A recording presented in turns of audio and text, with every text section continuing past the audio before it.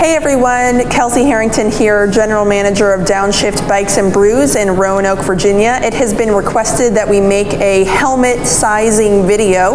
Many states and local city regulations have decided that nobody can try anything on in retail stores. In Roanoke, Virginia, that's true during phase 1, and so unfortunately you can't come into Downshift right now and try on a helmet, but I'm going to show you just how easy it is to measure yourself.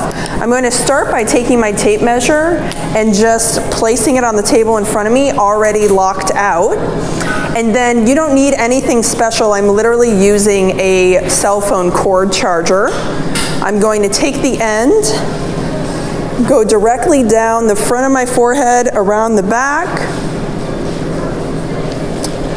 find where that is. And most helmets have a range, so as long as you're pretty close, you should be good.